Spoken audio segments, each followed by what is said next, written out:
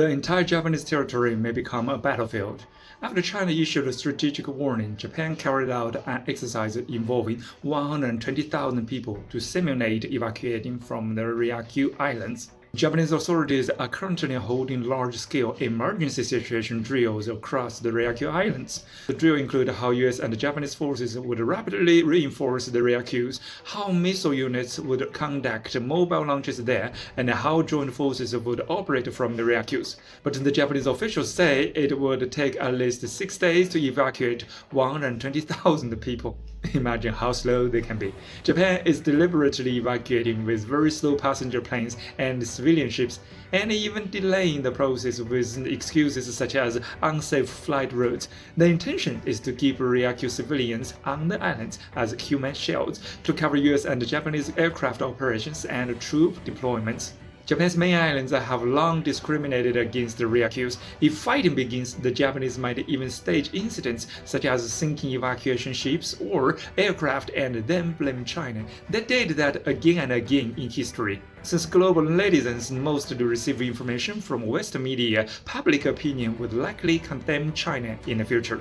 In the 80 years since Japan's unconditional surrender, US forces stationed in the Ryukyus have committed 82 criminal cases, most involving sexual violence against local women.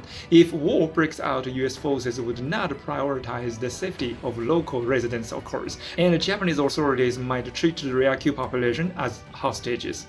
According to PLA Daily, if Japan intervenes in China's internal affairs and war results, all of Japan would become a battlefield. Based on international legal documents such as the Potsdam Declaration, Japan has no sovereignty over Ryukyus or the Southern Koreans. They invaded Ryukyus. Japan's new prime minister has been in office for only a month, yet continues to escalate tensions and refuses to correct course, appearing to prepare for another Pearl Harbor. If Japan attempts to turn World War II into World War III, it would not receive the unconditional surrender terms it had in 1945. Sanae Takaichi repeatedly says if Taiwan has a problem, Japan has a problem, using external pressure to boost domestic populism and turning her personal far-right stance into national will.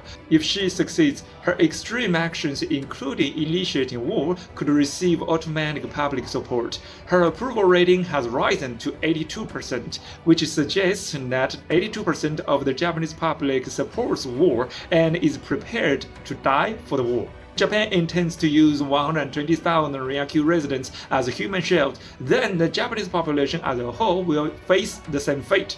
You see, Japan has enjoyed 80 years of peace only after being hit by 2 nuclear bombs.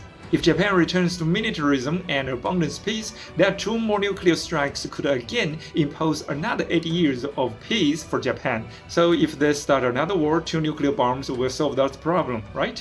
Follow me on Eastern Perspective to see the world.